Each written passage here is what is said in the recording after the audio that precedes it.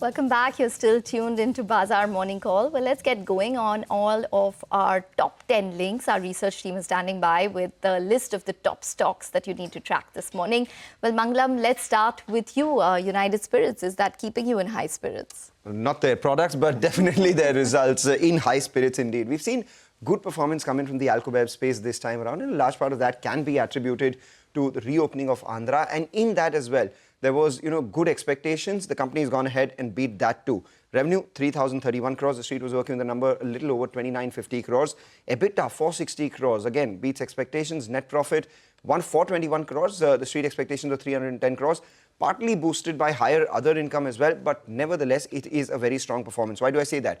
Overall volume growth at 6.9%. Prestige and above, the key drivers of the company, have seen a volume growth of 9.2%. The street was working with a range of 8 to 10%, led by 13% revenue growth. Here as well, the street was working with a range of 12 to 14%. What's not done well is popular volumes that declined by 2.2% versus expectations of 3 to 5% growth. And out there, the revenues grew by 1% again versus expectations of 3 to 5%. But this, remember, is not the company's major focus area. They have said that growth has been driven by continued resilience of portfolio in a challenging consumer environment. Business, which commenced in Andhra Pradesh in September 2024 after a gap of 5 years, continues to do well for them. For now, I expect the stock to open in the green, but further gains or losses would be determined by what happens in the conference call, which is held tomorrow post-market at 4:30. So up until now, from what the numbers that we have, a fairly strong spirit. Okay, all right. Thanks a lot for that, Mangalam. Well, Ekta, you go next. Tell us about, a couple of other names that did come out, Fortis as well as Aster. Yes, both the hospital companies, they came out with its numbers post-markets. I'll start with Fortis, where the revenue growth was around 12% year-on-year. But what stood out to me was the margins, which improved to 21.7% versus 19.5% Q-on-Q and 21% on a year-on-year basis. So that is probably going to help the stock remain in the green. If you look at the segments, the hospital business was up around 14-odd%. Margins were stable at around 22%. Diagnostics revenue was okay, it was tepid, but the margins improved to around 20%. So I think I would be watching out for that. In terms of Aster DM, the revenue was up around 2.7%, but again, the margins improved to 19.2% versus 16.4% year-on-year and 18% sequentially. So that's probably one of the reasons why Aster DM would also probably be in the green today. All right, you spoke about Aster DM and Fortis. In fact, management of Fortis Healthcare will be with us today at 10 a.m. to talk about their fourth quarter numbers. But speaking about fourth quarter numbers, Upasna joins in. Upasna, Dixon Tech did not, surprise positively. Good morning, Mangalam. Well, overall, if we see, the growth continued to be led by company's mobile and EMS segment. Except mobile segment, company has reduced its revenue contribution in all the other three segments. Now, there is an exceptional item, that is a fair value gain of 250 crore due to the stake sale of Aditya Infotech this quarter around. Now, overall, if we look at the numbers as compared to our poll, the margin was a beat, while revenue and PAT was largely in line with our poll. Now, revenue saw an uptick of nearly about 1.2 times at 10,292 crores. EBITDA stood at 443 crores with an uptick of 1.4 times. EBITDA margin saw an uptick of 40 basis points at 4.3%, which was above our poll estimate of 3.8. And PAT, excluding the fair value change, stood at 215 crores, which saw an uptick of 67% on a YoY basis. Now, brokerages are indicating that there are signs of a demand slowdown and the growth momentum of the company seen this quarter. So let's see how the stock pans out today. I expect it to open in green, but it might slip into the red. Okay, all right. Thanks, Upasna, for that. We will be connecting with the management of Dixon Technologies at 9:30 a.m. today. But a couple of other stocks that I'm watching is Torrent Pharma. So I'll start with that. The revenue was up around 8-odd%. That was a little better than what the street was anticipating. Margins came in at around 32.6% versus estimates of around 32.9%, again in line with estimates, and a profit of around 498 odd crores, which missed estimates a tad bit. But the US markets did well. So US sales were around $35 million. The street was anticipating around $32 million. And in terms of expectations, the street is guiding, or the management is guiding, for mid-teen growth in terms of revenue in FY26. So maybe that could all augur well for Torrent Pharma. Separately, Gland, it was a miss on revenue and profits. The margins were lower on a Q-on-Q basis as well.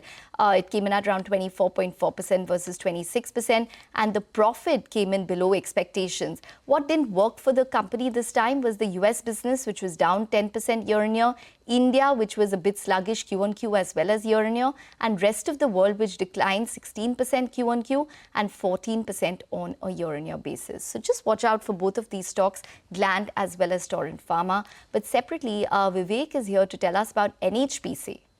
Well, that's right. NHPC, a lot of one-offs in this particular quarter, and especially as far as FY25 is concerned, there's been a slight accounting change as well that the company has taken into account as per the new CERC norms. But overall, if you look at the quarter, it's been a good top-line uptick that the company has seen on a year-on-year basis. There have been very key projects that have been commissioned in April 2025, that's just post Q4, as well as when you're talking about the top line numbers, up almost 24.5% on a year-on-year basis. EBITDA down 5.4%, but EBITDA has multiple one-off items, key amongst them being this time around the interest figure was actually in the positive side. Now, along with that, when you're talking about the EBITDA margins, on account of that has been quite skewed at 46.5% on a year-on-year basis.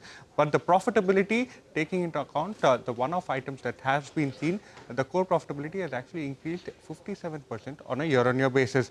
Now, one important update that the company is given is that the company has taken into account 526 crore of unbilled revenue. This is as per the new CERC norms. And one key update is the fact that the company has gone ahead and commissioned the very important 800 megawatt Parbati 2 hydroelectric project in April 2025. And along with that, the Commissioner Solar Power Plant, one particular aspect or almost 107 megawatt out of the total 300 megawatt project has been commissioned there. Expect some green tick, but there is a call later today and there needs to, a lot of clarity needs to emerge, especially as far as the one-off items are concerned.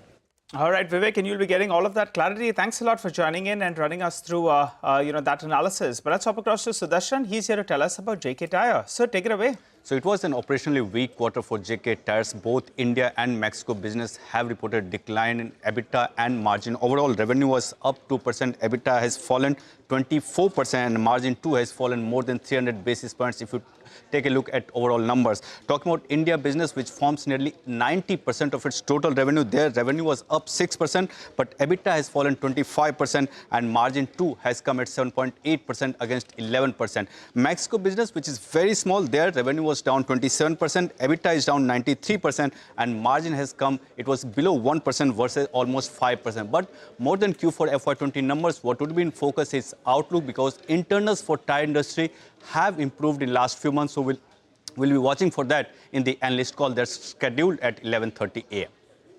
All right. Sudarshan, thanks a lot for that. That's about JK Tyre. But Upasana, back to you on Whirlpool. Good numbers? Yes, certainly. Now, if you look at the standalone revenue growth, it stands at 17% on a YoY basis at 1,890 crore, and company subsidiary revenue, that is its kitchen appliances business, Elica, the revenue growth here is down about 6% to 114 crore. This is likely due to the subdued consumer demand environment that we've seen. Now, if I look at the numbers on a consolidated basis, now revenue growth is strong, EBITDA margins have stood above the street estimates, while PAT is largely in line. Now, revenue uptick of 16% on consolidated basis, EBITDA stood at 183 crores, saw an uptick of 27%. EBITDA margins has seen an uptick of 80 basis points at 9.1% versus the street was estimating around 7.4% margin. PAT stood at 112 crore with an uptick of 42%, excluding the exceptional gain of 7 crore. So all in all, good set of numbers, and I expected the stock to open in green. Okay, all right. Thanks a lot for that, Upasana. But Abhishek is with us and he's on top of most news. Abhishek, tell us about KPR Mills. What are you picking up? Well, there might be a block in trade today. So sources tell CNBC-TV18 that there will be a block in KPR Mills. The stake on offer, that is the equity percentage size, is about 3.2% equity on offer. So the total offer size in terms of absolute value is about 1,195.6 crores. The sellers include KP Ramaswamy, KPD Sigamani, as well as P. Nataraj. So the floor price is at 1,107 per share, which is at a steep discount of 10% to yesterday's closing price. The sole broker to this issue is IIFL Capitals, and there is a lock-in of about 90 days post this stake sale for the existing investors to again sell their shares if they intend to. Back to you. Right, Abhishek, thanks a lot for that. On that, we'll actually thank our entire team for bringing us up to speed with all the stocks as well. In case you missed it, here's a quick recap. Stocks with positive news flow are United Spirits, Fortis Healthcare, Aster Healthcare, Dixon Tech, Torrent Pharma, NHPC and Whirlpool India, while stocks with negative news flow are Gland Pharma, JK Tyre and KPR Mills. That's about the equity end of things. But for a round of all the action coming in from the commodities market overnight, Manisha joins in. Manisha, crude continues to boil. Well, yes, we've seen some more gains coming in the overnight markets here, and it's trading nearly 1.5% up in the Asian markets. Well, there have been reports of Israel preparing strike on Iran nuclear facilities. That clearly has added premium to prices. Iran, remember, is the third largest producer within the OPEC. And apart from that, we've also seen the U.S. crude stocks rise. The Kazakhstan production is up 2% on the month of May. So contradicting fundamentals, but at this point in time, it is about the geopolitics that is supporting crude. But not just crude. If you look at precious metals, industrial metals, all of that has gained in the overnight markets. Gold prices gained 2% overnight. Remember, the US dollar decline is something that is supporting the prices. Platinum gained 5%, silver gained 2% overnight.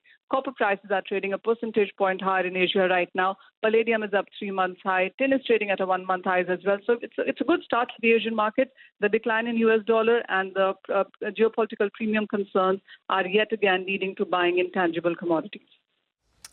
Okay, all right, Manisha, thanks very much for that. We'll take a short break on that note, but coming up next, we have the management of Bellrise Industries joining in today as their 2,150 crore IPO opens today.